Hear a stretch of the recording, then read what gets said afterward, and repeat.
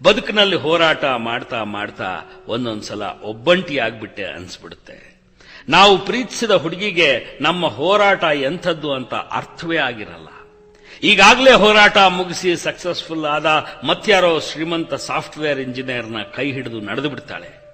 ಇದು ಮತ್ಲಬ್ ಕಿ ದುನಿಯಾ. ಪ್ರೀತಿಸಿದ ಜೀವ ಕೈಬಿಟ್ಟು ಹೋದಾಗ ತುಂಬಾ ಸಂಕಟವಾಗುತ್ತೆ. ಇಂಥ ಅನುಭವ ಕೇವಲ ಹುಡುಗರಿಗಾಗಬೇಕು ಅಂತ ಇಲ್ಲ, ಹುಡುಗಿರಿಗೂ ಆಗುತ್ತೆ. ಬದುಕು ಒಂದು ಕ್ರಾಸ್ ರೋಡ್ಗೆ ಬಂದು ನಿಂತಾಗ ಇದ್ದಕ್ಕಿದ್ದ ಹಾಗೆ ಜೊತೆಗಿದ್ದ ಗೆಳೆಯ ಕಳೆದು ಹೋಗಿ ಒಬ್ಬಂಟಿಯಾಗಿಬಿಡ್ತಾಳೆ ಹುಡುಗಿ. ಅಂಥ ಒಬ್ಬಂಟಿ ನಿಮಿಷಗಳಲ್ಲೇ ನಿಮ್ಮ ಸಹಾಯಕ್ಕೆ ಬರೋದು ಗಾಯಕ ಮೊಹಮ್ಮದ್ ರಫಿ. ಆತ ಎಂಥ ಅದ್ಭುತವಾದ ಸಮಾಧಾನ ಹೇಳ್ತಾನೆ ಗೊತ್ತಾ? 1964ರಲ್ಲಿ ಚಿತ್ರಲೇಖ ಅನ್ನೋ ಸಿನಿಮಾಗೆ ಹಾಡಿದ ಹಾಡು ಅದು. ನನ್ನ ಮನಸ್ಸು ತುಂಬಾ ಆಘಾತಕ್ಕೆ ಒಳಗಾದಾಗ, ನಾನು ಒಬ್ಬಂಟಿಯಾಗಿ ಹೋದೆ ಅನ್ನಿಸ್ದಾಗ ಇದೊಂದು ಹಾಡು ಕೇಳಿದೆ.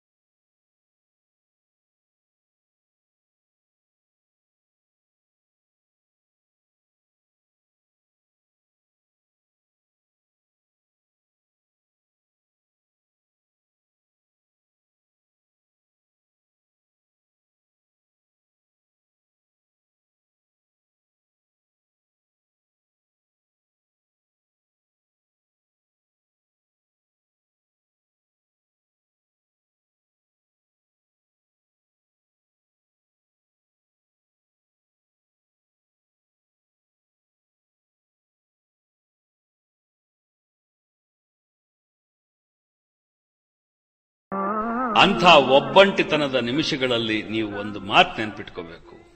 ಎಷ್ಟು ದೂರದ ತನಕ ನಮ್ಮ ಜೊತೆಗೆ ನಮ್ಮ ಸ್ನೇಹಿತರು ನಡೆದ್ರೋ ಅಷ್ಟೇ ಉಪಕಾರವಾಯಿತು ಅಂದ್ಕೋಬೇಕು. ಯಾರೂ ಕೂಡ ಸಾವಿನ ತನಕ ನಮ್ಮ ಜೊತೆಗೆ ಬರೋದಿಲ್ಲ, ಜೊತೆಯಲ್ಲಿ ಸಾಯೋದಿಲ್ಲ. ನಮ್ಮನ್ನ ತುಂಬಾ ಪ್ರೀತಿಸ್ತಾ ಇದ್ದವರು ನಮ್ಮಿಂದ ದೂರವಾದ್ರು ಅಂದ್ರೆ ಅದರ ಅರ್ಥ ಅವರಿಗಿದ್ದ ನಮ್ಮ ಅವಶ್ಯಕತೆ ಅಲ್ಲಿಗೆ ಮುಗೀತು ಅಂತ. ಮನಸ್ಸೇ, ಗಾಬರಿ ಆಗ್ಬೇಡ, ಕೀಪ್ ಮೂವಿಂಗ್. ಪ್ರತಿ ಅಂಧಕಾರಕ್ಕೂ ಒಂದು ಸೂರ್ಯೋದಯವಿರುತ್ತೆ, ಪ್ರತಿ ಅಂತ್ಯಕ್ಕೂ ಇನ್ನೊಂದು ಆರಂಭವಿರುತ್ತೆ. ದುಃಖ ಬಂತು ಅಂತ ಬೇಜಾರಾಗ್ಬಿಡ್ಬೇಡಿ.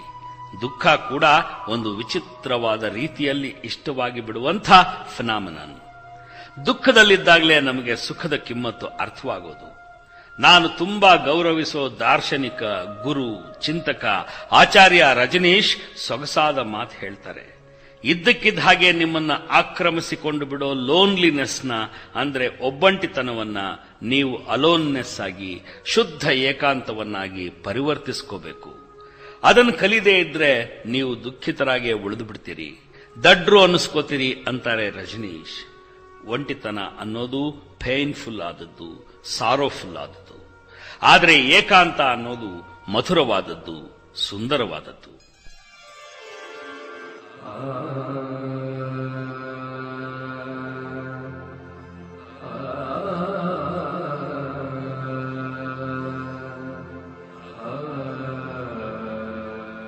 ಸ್ನೇಹಿತರೆ, 48 ವರ್ಷ ವಯಸ್ಸು ನಂಗೆ. ಅಂಥದ್ದೊಂದು ಲೋನ್ಲಿನೆಸ್ನಿಂದ ತಪ್ಪಿಸ್ಕೊಂಡು ಅದನ್ನ ದಿವ್ಯ ಏಕಾಂತವನ್ನಾಗಿ ಮಾಡಿಕೊಳ್ಳೋ ಪ್ರಯತ್ನವನ್ನ ಇವತ್ತಿಗೂ ಮಾಡ್ತಾನೇ ಇದ್ದೀನಿ. ನನ್ನಿಂದ ಸಾಧ್ಯವಾಗಿಲ್ಲ. ಆದರೆ ಒಂದು ಮಾತು ಮಾತ್ರ ನನಗೆ ಸ್ಪಷ್ಟವಾಗಿ ಅರ್ಥವಾಗಿದೆ. ಒಬ್ಬಂಟಿತನದಿಂದ ತಪ್ಪಿಸಿಕೊಳ್ಳೋದಕ್ಕೆ ಕುಡಿತ ಹೆಲ್ಪ್ ಮಾಡೋದಿಲ್ಲ. ಕುಡಿತ ನಮ್ಮನ್ನ ಇನ್ನಷ್ಟು ಮತ್ತಷ್ಟು ದುಃಖಿತರನ್ನಾಗಿ ಮಾಡುತ್ತೆ. ಇರೋ ದುಃಖವನ್ನ ಹೋಗಲಾಡಿಸಿ ಇದ್ದಕ್ಕಿದ್ದ ಹಾಗೆ ಒಂದು ಸಂತೋಷವನ್ನ ಮನಸ್ಸಿನಲ್ಲಿ ಊಟೆ ಒಡೆಯೋ ಹಾಗೆ ಮಾಡಬಲ್ಲಂಥ ಯಾವುದೇ ಮಾತ್ರೆ, ಯಾವುದೇ ಇಂಜೆಕ್ಷನ್ನು, ಡ್ರಿಂಕು, ಡ್ರಗ್ಗು, ಮಂತ್ರ ಇನ್ನೂ ಸೃಷ್ಟಿ ಆಗಿಲ್ಲ, ಬಹುಶಃ ಆಗೋದೂ ಇಲ್ಲ. ಆದರೆ ನಿಮ್ಗೊಂದು ಮಾತು ಹೇಳ್ತೀನಿ, ಕುಡಿಯೋದಕ್ಕಿಂತ, ಡ್ರಗ್ ತಗೊಳ್ಳೋದಕ್ಕಿಂತ ಅಪಾಯಕಾರಿಯಾದ ಮತ್ತೊಂದು ಕೆಲಸವನ್ನ ನಮ್ಮ ಹುಡುಗರು, ಹುಡುಗಿಯರು ಈ ಲೋನ್ಲಿನೆಸ್ನ ಹಂತದಲ್ಲಿ ಮಾಡಿಬಿಡ್ತಾರೆ. ಒಬ್ಬಳು ಬಿಟ್ಟು ಹೋದ್ಲು ಅಥವಾ ಇದ್ದ ಬಾಯ್ ಫ್ರೆಂಡ್ ಕೈ ಕೊಟ್ಟ ಅನ್ನೋ ಬೇಸರದಲ್ಲಿ ಆ ಲೋನ್ಲಿನೆಸ್ನ ತಡೆಯೋಕ್ಕಾಗಲ್ಲ ಅಂತ ತಮಗೆ ತಾವೇ ಅಂದುಕೊಂಡು ಇಮ್ಮಿಡಿಯೇಟ್ ಆಗಿ ಇನ್ನೊಂದು ಅಫೇರ್ಗೆ, ಇನ್ನೊಂದು ಸಂಬಂಧಕ್ಕೆ ಕೈ ಚಾಚಿಬಿಡ್ತಾರೆ. ಇದಕ್ಕಿಂತ ಅಪಾಯಕಾರಿಯಾದ್ದು ಇನ್ನೊಂದಿಲ್ಲ. ಯಾಕೆ ಹೀಗೆ ಹೇಳ್ತೀನಿ ಅಂದ್ರೆ, ಮೊದಲನೇ ಅಫೇರ್ ಆರಂಭವಾದಾಗ ನಿಮಗೊಂದು ಆಯ್ಕೆ ಅಂತ ಇತ್ತು. You are choosy. ನಿಮಗ್ ಬೇಕಾದ ಹುಡುಗ, ಅವನ್ ಟೇಸ್ಟು, ಅವನ ಬುದ್ಧಿವಂತಿಕೆ, ಅವನ ಸಾಮಾಜಿಕ ಸ್ಥಿತಿಗತಿ, ಅವನ ಒಳ್ಳೆತನ ಎಲ್ಲವನ್ನ ನೋಡಿ 1000 ಸಲ ಯೋಚನೆ ಮಾಡಿ ಈ ಸಂಬಂಧ ಚಿರಕಾಲ ಉಳಿಯುತ್ತಾ ಅಂತ ಅಳೆದು ತೂಗಿ ಆ ಪ್ರಪೋಸಲ್ನ ಒಪ್ಕೊಂಡಿರ್ತೀರಿ. ಆದರೆ ಮೊದಲನೇ ಬಾಂಧವ್ಯ ಬಿಟ್ಟು ಹೋದಾಗ ನಿಮಗಾಗೋ ಆಘಾತದಲ್ಲಿ, ಅದರಿಂದ ಉಂಟಾಗೋ ಕನ್ಫ್ಯೂಷನ್ನಲ್ಲಿ ನಿಮಗೆ ಗೊತ್ತಿಲ್ಲದೆ ನೀವೊಂದು ಅವಸರಕ್ಕೆ ಬಿದ್ದುಬಿಡ್ತೀರಿ. ಮುಳುಗೋನಿಗೆ ಹುಲ್ಕಡ್ಡಿನೇ ಆಸರೆ ಅನ್ನೋ ಹಾಗಾಗ್ಬಿಟ್ಟಿರುತ್ತೆ ಮನಸ್ಥಿತಿ.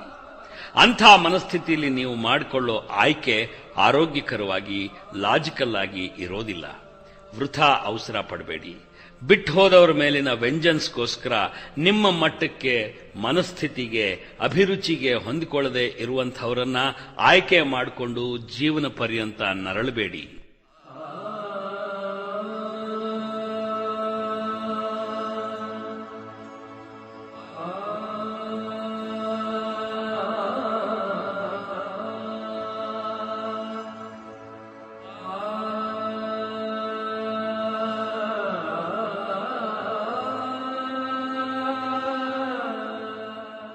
ಪ್ರೀತಿ ಪ್ರೇಮದ ವಿಷಯದಲ್ಲಿ ಬಿಟ್ಟು ಹೋದವರಿಗಿಂತ ಹೆಚ್ಚಾಗಿ ಉಳಿದು ಹೋದವರು ನರಳುತ್ತಾರೆ. ಅದು ಅನಿವಾರ್ಯ. ಒಬ್ಬಂಟಿಗರಾಗ್ಬಿಟ್ವಿ ಅನ್ನೋ ದುಃಖದ ಜೊತೆಗೆ ನಂಗೆ ಮೋಸವಾಯಿತು ಅನ್ನೋ ಬೇಸರ, ಐ ಆಮ್ ಯೂಸ್ಡ್ ಅನ್ನುವಂಥ ಹಿಂಸೆ ಮನಸ್ಸನ್ನ ಕಾಡ್ತವೆ. ಆಗ ನೀವು ಸೃಷ್ಟಿಸಿಕೊಳ್ಳೋ ಏಕಾಂತದಲ್ಲಿ ಸ್ವಲ್ಪ ಸಹನೆ ಇಟ್ಕೊಂಡು ಪ್ರಯತ್ನ ಪಟ್ರೆ ನಿಮಗೆ ನೀವು ಹೆಚ್ಚು ಅರ್ಥವಾಗ್ತೀರಿ. ನಿಮ್ ಜೊತೆಗೆ ನೀವು ಮಾತಾಡಿಕೊಳ್ಳೋದು ಸಾಧ್ಯವಾಗುತ್ತೆ. ನಿಮ್ಮನ್ನ ನೀವೇ ಅನಲೈಸ್ ಮಾಡ್ಕೊಳ್ಳೋದು ಸಾಧ್ಯವಾಗುತ್ತೆ. ನಮಗೆ 1000 ಜನ ಫ್ರೆಂಡ್ಸ್ ಇರಬಹುದು, ಆತ್ಮೀಯರಿರಬಹುದು, ಇಷ್ಟಪಡೋರಿರಬಹುದು. ಆದರೆ ನಮಗೆ ನಾವು ಅರ್ಥವಾದಷ್ಟು ಚೆನ್ನಾಗಿ ಮತ್ತಾರಿಗೂ ಅರ್ಥವಾಗಲ್ಲ. ನಮ್ಮ ಬೆಸ್ಟ್ ಫ್ರೆಂಡ್ ನಾವೇ. ಅವಳಿಗೆ ಪ್ರೀತಿಸೋದು ಅಂದ್ರೇನೆ ಏನು ಅಂತ ಗೊತ್ತಿಲ್ಲ. ಅಂಥವಳನ್ನ ಪ್ರೀತಿಸಿ ಯಾಕೆ ಸುಮ್ಮನೆ ನೊಂದ್ಕೋತೀಯ ಅಂತ ಮನಸ್ಸಿಗೆ ಬುದ್ಧಿ ಹೇಳಿದವನು ಆತ. ಆದರೆ ಅಂಥ ಕವಿ, ದಾರ್ಶನಿಕ ಗಾಲಿಬ್, ಆತನಿಗೂ ಒಂದು ಸತ್ಯ ಗೊತ್ತಿತ್ತು. ಮನಸ್ಸು ಯಾವತ್ತಿಗೂ ಬುದ್ಧಿಯ ಮಾತು ಕೇಳೋದಿಲ್ಲ. ನಾವು ಭಾವುಕರು ಮನಸ್ಸಿನ ಕೈಗೆ ಬುದ್ಧಿ ಕೊಟ್ಟು ಕೂತು ಬಿಡ್ತೀವಿ. ಫ್ರೆಂಡ್ಸ್, ಈ ಬದುಕು ಹೀಗೆ ಇರಲ್ಲ.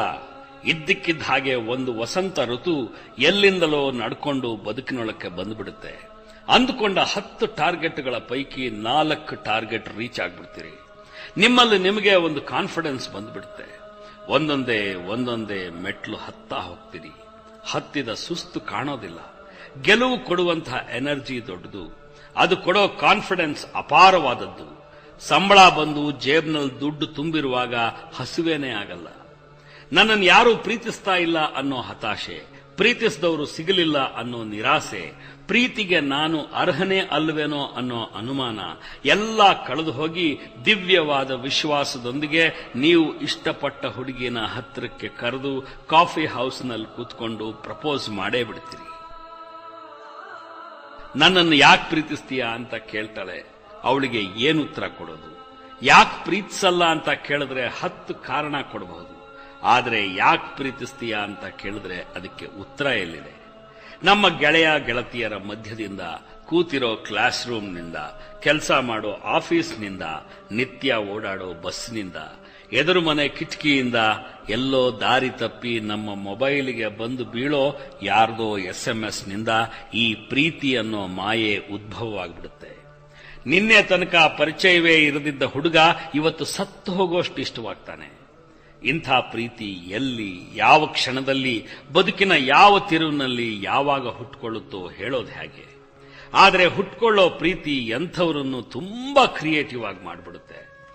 ಮಾತಿಗೊಂದು ಹೊಸ ಅರ್ಥ ಸಿಗುತ್ತೆ, ಬದುಕಿಗೆ ಪರ್ಪಸ್ ಸಿಗುತ್ತೆ. It's A strange, wonderful, cool feeling. ಆದರೆ ಸ್ನೇಹಿತರೆ, ಒಂದ್ಸಲ ಯೋಚನೆ ಮಾಡಿ, ಈ ಜಗತ್ತು ಸೃಷ್ಟಿಯಾಗಿ ಭೂಮಿಗೆ ಬಂದ ಮೊಟ್ಟ ಮೊದಲನೇ ಗಂಡು ಹೆಣ್ಣು ಕೂಡ ಪ್ರೀತಿಸಿದ್ರು. ಜಗತ್ತು ನಾಶವಾಗೋ ಕಡೆ ಕ್ಷಣದಲ್ಲಿ ತಾರುಣ್ಯಕ್ಕೆ ಕಾಲಿಡೋ ಗಂಡು ಹೆಣ್ಣು ಕೂಡ ಪ್ರೀತಿಸ್ತಾರೆ. ಪ್ರೀತಿಸಿದವರೆಲ್ಲ ಭೇಟಿಯಾಗ್ತಾರೆ, ಮಾತಾಡ್ತಾರೆ, ಜಗಳ ಆಡ್ತಾರೆ, ಕನ್ಸು ಕಾಣ್ತಾರೆ, ಮದುವೆ ಆಗ್ತಾರೆ, ಅವರಿಗೆ ಮಕ್ಕಳಾಗ್ತಾರೆ. My question is, how are you different from them? ಈ ಬಗ್ಗೆ ಗಂಭೀರವಾಗಿ ಯೋಚಿಸಿ ನೋಡಿ. ನೀವು ಎಲ್ಲರ ಹಾಗಲ್ಲ. You are very different a person, very different from others. ನೀವು ತುಂಬಾ ಕ್ರಿಯೇಟಿವ್ ಆದವರು. You are intelligent, you are human, you are entirely distinct from the crowd. ಹಾಗಾದ್ರೆ ನಿಮ್ಮ ಪ್ರೀತಿ, ನಿಮ್ಮ ಪ್ರೇಮ ಕೂಡ ತುಂಬಾ ಡಿಫರೆಂಟ್ ಆಗಿರ್ಬೇಕಲ್ವಾ? ಸಾಮಾನ್ಯವಾಗಿ ನಾವು ಮಾತಾಡುವಾಗ ಐ ಫೆಲ್ ಫಾರ್ ಹರ್ ಅಂತೀವಿ, ಐ ಫೆಲ್ ಫಾರ್ ಹಿಮ್ ಅಂತೀವಿ, ವಿ ಫೆಲ್ ಇನ್ ಲವ್ ಅಂತೀವಿ. ಒಬ್ಬ ಆಚಾರ್ಯ ರಜನೀಶ್ ಮಾತ್ರ we must rise in love ಅಂತ ಇದ್ರು.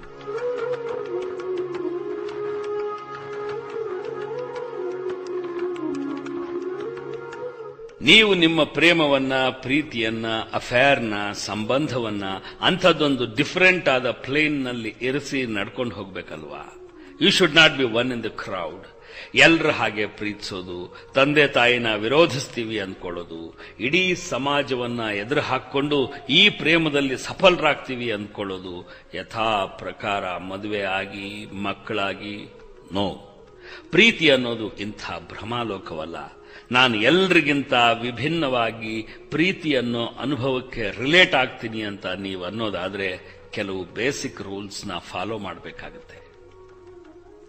ಪ್ರೀತಿ ಅನ್ನೋ ಮಾಯೆ ಕ್ರಿಯೇಟ್ ಮಾಡೋ ಮೊದಲನೇ ಶತ್ರುವೇ ಪೊಸೆಸಿವ್ನೆಸ್. ಪ್ರೀತಿಸಿದ ಮೇಲೆ ಪೊಸೆಸಿವ್ ಆಗೇ ಆಗ್ತೀವಲ್ವಾ ಅಂತ ನಿಮಗೆ ನೀವೇ ಸುಳ್ಳು ಸಮಾಧಾನ ಹೇಳ್ಕೋಬಾರದು. Don't be possessive. ನಿನ್ನನ್ನ ತುಂಬಾ ಪ್ರೀತಿಸ್ತೀನಿ ಅನ್ನೋದರ ಇನ್ನೊಂದು ಅರ್ಥ ನಿನ್ನನ್ನ ತುಂಬಾ ನಂಬ್ತೀನಿ ಅಂತ. ನಿಮ್ಮ ಪ್ರೀತಿ ಅಂಥದ್ದೊಂದು ಗಾಢವಾದ ನಂಬಿಕೆಯ ಮೇಲೆ ಆಧಾರಪಟ್ಟಿರಬೇಕು. ನೀವು ಪ್ರೀತಿಸೋ ವ್ಯಕ್ತಿನ ನಿಮ್ಮ ಹುಚ್ಚು ಪ್ರೀತಿ ಉಸಿರುಗಟ್ಟಿಸೋ ಹಾಗೆ ಮಾಡಬಾರದು. Give him lot of space, allow her to enjoy her own space. ಒಬ್ಬರನ್ನೊಬ್ಬರು ಕಚ್ಕೊಂಡೇ ಜೀವನ ಪರ್ಯಂತ ಇರೋಕ್ಕಾಗೋದಿಲ್ಲ.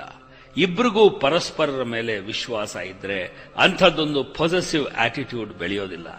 Please don't be possessive.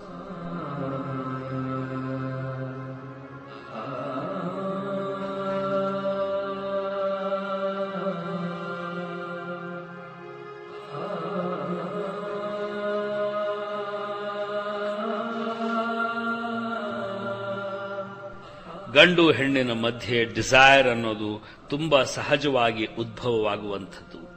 ಅದನ್ನ ಸಪ್ರೆಸ್ ಮಾಡಬೇಡಿ, ಮಾಡೋಕ್ ಸಾಧ್ಯವಾಗೋದೂ ಇಲ್ಲ. ಆದರೆ ಸ್ನೇಹಿತರೆ, ಗಂಡು ಹೆಣ್ಣಿನ ಮಧ್ಯದ ಮಿಲನ ಮಹೋತ್ಸವ ಅನ್ನೋದು ಎರಡು ವ್ಯಕ್ತಿತ್ವಗಳ ಮಿಲನದ ಸಂಭ್ರಮಾಚರಣೆ ಆಗಬೇಕು. It should be celebration of two personalities. ಅದು ಎರಡು ದೇಹಗಳ ಹಸಿವಿನ ವ್ಯವಹಾರ ಆಗಬಾರದು. ಮಿಲನ ಮಹೋತ್ಸವವನ್ನ ತಂತಾನೆ ಘಟಿಸೋದಕ್ಕೆ ಬಿಟ್ಬಿಡಿ. ಅದಕ್ಕೋಸ್ಕರ ಯಾಕಾರಬೇಡಿ, ಅವಸರ ಪಡಬೇಡಿ, ಮೋಸ ಮಾಡಬೇಡಿ.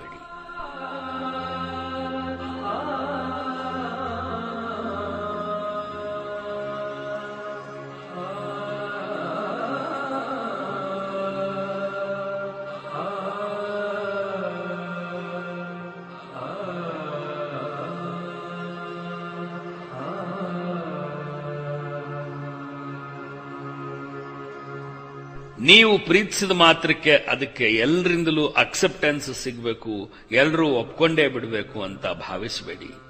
ನಮ್ಮ ಹಿರಿಯರು ನಮಗಿಂತ ಮುಂಚೆ ಹುಟ್ಟಿದ್ದಾರೆ, ನಮಗಿಂತ ಮುಂಚೆ ಅವರ ಆಲೋಚನೆಗಳು ಹುಟ್ಟಿವೆ, ಅವರಿಗೆ ಅವರವೇ ಆದ ಆದರ್ಶಗಳಿವೆ, ಆಸೆಗಳಿವೆ, ಅಭಿಪ್ರಾಯಗಳಿವೆ.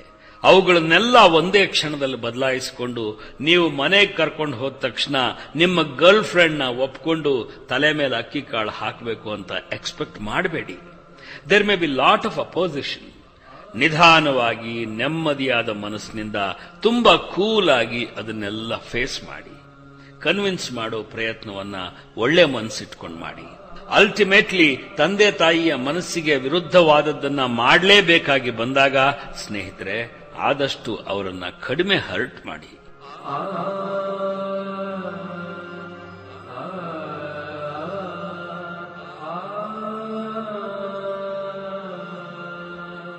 ಈ ಬದುಕೆ ಹಾಗೆ. 100 ವೇದನೆಗಳ ಮಧ್ಯೆ ಒಂದು ಸಂತೋಷ ಹುಟ್ಟುತ್ತೆ. ಪ್ರೀತಿ ಕೂಡ ಅಂಥದ್ದೊಂದು ವಿಭಿನ್ನವಾದ ಸಂತೋಷವೇ. ಆದರೆ ಆ ಸಂತೋಷವನ್ನ ಸ್ವೀಕರಿಸೋಕೆ, ಅನುಭವಿಸೋಕೆ, ಕಟ್ಟಿ ಬಾಳಿಸೋಕೆ, ಉಳಿಸಿ ಬೆಳೆಸೋಕೆ ನೀವು ಅರ್ಹರಾಗಿದ್ದೀರಾ ಅನ್ನೋದನ್ನ 1000 ಸಲ ಯೋಚಿಸಿ ಒಂದು ನಿರ್ಧಾರಕ್ಕೆ ಬನ್ನಿ. ಮದುವೆ ಅಂತ ಆಗೋದು ಕೇವಲ ದೇಹಕ್ಕಲ್ಲ, ನಿಮ್ಮ ಮನಸ್ಸು, ನಿಮ್ಮ ಮನಸ್ಥಿತಿ ಅದಕ್ಕೆ ಪೂರಕವಾಗಿದೆಯಾ ಅಂತ ಯೋಚಿಸಿ. Financially are you independent? ಬದುಕು ಸಾಗಿಸೋ ಯೋಗ್ಯತೆ ನಿಮಗಿದೆಯಾ?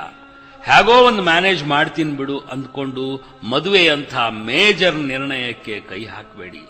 ಹೇಗೋ ಒಂದು ಬದುಕಿದ್ರಾಯ್ತು ಅಂತ ಅಂದ್ಕೊಂಡ್ರೆ ಹೇಗಾಗೋ ಬದುಕ್ಬಿಡ್ತೀವಿ. ಹೀಗೆ ಬದುಕ್ತೀನಿ ಅಂದ್ಕೊಂಡಾಗ್ಲೇ ಚೆನ್ನಾಗಿ ಬದುಕೋಕ್ ಸಾಧ್ಯವಾಗೋದು.